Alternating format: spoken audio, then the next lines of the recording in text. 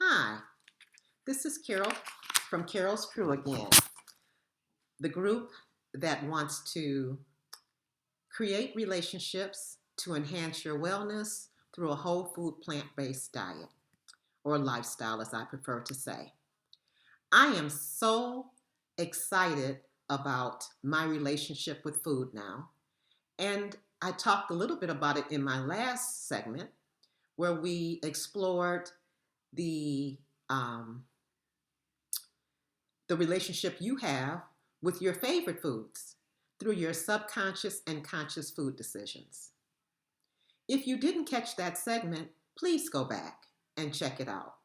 But today I want to discuss your attachment to certain foods, and I plan to focus on your dopamine receptors and how the food industry is manipulating your palate to want more. I mentioned before the potato chip commercial that taunts you and dares you to eat just one. Wow, that's a heavy hit when you think about it. They're actually saying, open up our bag of chips and you will not be able to eat just one. Have you ever tried it? Were you successful with the attempt? What was your outcomes? And if you were successful, were you successful again and again with it? There's a hormone produced in your brain called dopamine. Now, dopamine isn't all bad, and you need it as well as other hormonal secretions that your brain receives. When dopamine is running high, this activity can be seen on a CAT scan. Dopamine enters the cells of the brain and becomes active. On a CAT scan, it is seen in colors in various parts of the brain. And if you saw the colors, you'd say something good must be going on. Dopamine is one of the most prominent neurotransmitters that impact human behavior. It allows us to experience pleasure, and who doesn't want to experience pleasure? It also allows us to recognize pain, but I don't want to talk about the pain right now.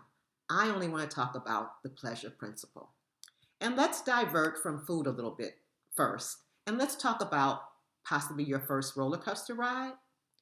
The first time, I'm sure you were terrified. You saw that roller coaster going up high in the air, and you said, do I really want to ride on this ride? There was all kinds of emotion going through you: fear, anxiety, anxiousness, and the excitement of the people around you. Because you know you had some people around you who were encouraging, let's do this, let's do this. When you got strapped into the car and you went up that first hill and then you came down, whoo, and that was a rush of emotion. And when you got off of the ride, when you finally came to the end of the ride and you were able to unharness, you wanted to get in line again. Dopamine is what created those sensations in your brain that made you want to continue to ride and get the feeling of excitement and exhilaration. What if I told you the food industry is doing the same thing with food, especially with the foods you like? Now, in my last video, I explained the fact that what you eat and what you like is not just based on the taste, but it's also based on relationships with people and your memories about the food and who you had it with. And I guess that could be eliminated if the food tastes bad. But let's deal with how the food industry makes our foods taste so good.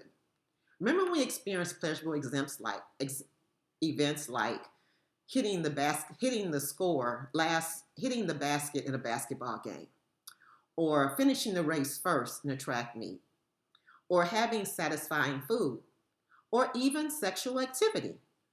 Now, when we do those things, dopamine is released, and our brain then associates the release of dopamine with pleasure and creates a reward system for us. For example, when we eat comforting food, your brain releases dopamine, which makes you feel secure, possibly even loved. Therefore, your brain assumes this is reward and encourages you to repeat this behavior, even though the comforting foods may not be the healthiest choice for your body. Dopamine is associated with reinforcement. It is a chemical that motivates a person to do something repeatedly. Reward and reinforcement helps us create our personal habits. Humans gravitate towards positive experience and they try to avoid the negative ones. Dopamine is what drives us to create these patterns. Thus, the food industry knows this and adds things like salt, oil, and most of all, sugar to increase our appetite for the food. I ask myself, why does a certain fast food restaurant put confectionery sugar in the flour with the flour that they batter their chicken sandwich with? Think about it. Currently, whenever I see this fast food restaurant, there's a line of people in cars around the restaurant. And if it's in the mall, there's a line of people in the mall to get this chicken sandwich. Not only is there sugar in the batter, but if you were to buy their breakfast biscuit with the little chicken nuggets that go along, they give you honey. Now that's a double dose of sweetener. And we consume it because it tastes good and it looks good. I don't know if the confectionery sugar makes it brown easier, but I know that the outside of that fillet is so brown and so perfectly evenly matched. But you didn't think about the fact that you're getting probably as much sugar with that chicken sandwich as you may be getting with another fast food restaurant's apple pie. But you weren't looking to get dessert, were you? Well, that feeling makes you want to go back over and over again. But I don't want to just dwell on sugar. I want to also tell you about your dopamine high is also related to salt and oil. My father, rest his soul, used to drive 60 miles to Flint, to his hometown, to get a Coney Island from the grills that were located in downtown Flint. He said they grilled the hot dogs differently and they used a better hot dog. Well, I don't know about that, but I know those grills probably had a lot of grease on them. And he had a field day. He would buy 4 Coney dogs and he would eat 2 there and he'd bring 2 home. Now, I can't say for sure, but I know gas wasn't $4 a gallon then. So he had a clear path to drive to Flint and get his favorite Coney. And he would do that quite often. The food industry has worked for years to make foods more enticing. They have special departments with personnel they hire, chemists even, to figure out what the proper amount of salt, oil, or sugar is to put in your food so that you come back and you want it more. They also mess with things like colorants to make it prettier for you because you know that we're attracted to things that look pretty. We as Americans have come to expect an increased amount of highly palatable sugar, fat, which is oil, and salt, so that our brains crave them mentally and physically. Just as an addictive drug, these substances increase the dopamine levels in our brain. As we eat processed foods, many of us need more to elevate our dopamine baseline.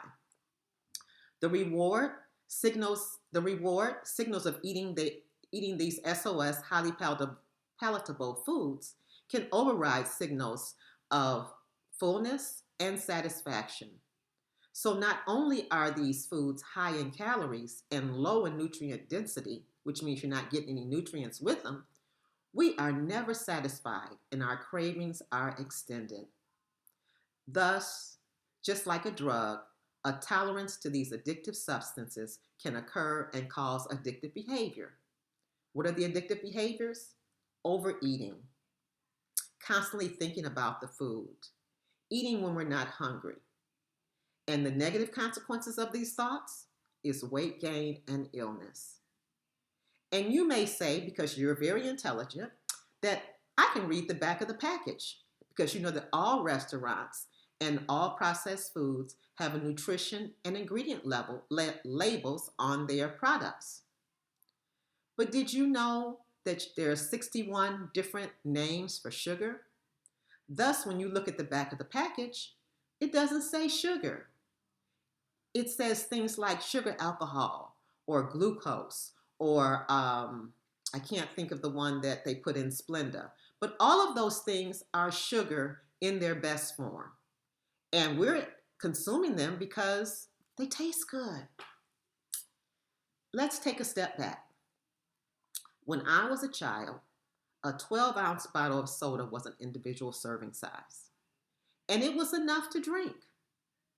That's because most of the sodas then had real sugar, and your brain will actually cut you off or tell you, I've had enough. Well, now the soda is made with high fructose corn syrup and other sweeteners, and your brain doesn't sense that level of needing to cut off. You can now consume an entire 2 liter bottle of soda on a hot day because you feel it's quenching your thirst, but it's not really quenching your thirst. And that is why diabetes is running rampant in our community. Not because of the sugar, but because of all the sweeteners and the poor nutritional habits. I'm going to stop there because I think that's an aha moment.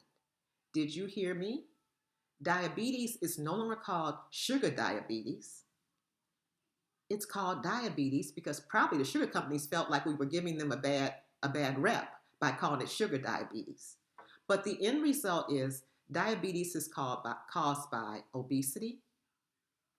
It's caused by, which is caused by a lot of eating of any kind, because too much eating is always bad for you. It's caused by additions of sugar that we're not expecting, salt and oil that we never expect. So I just want you to think about that because you may say, well, I don't drink pop or soda. I drink the flavored waters, or I don't drink. I drink an energy drink to increase my muscle flexibility. They have sweeteners in them, so you're really not doing that. If you look at even the energy drinks now, they used to be in bottles that were 8 ounces, then they went to 12, and when I was in the store the other day, most of them are in 24-ounce bottles that are shaped differently, so you don't think about them as being 24 and 32 ounces. So we are consuming great amount of fluids at increased frequency.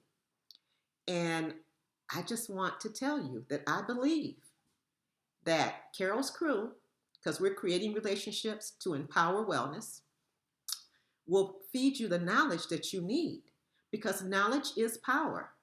And I believe that when you know better, you'll do better. So if you liked something I said today, if you found it interesting, please like my video and share it with others.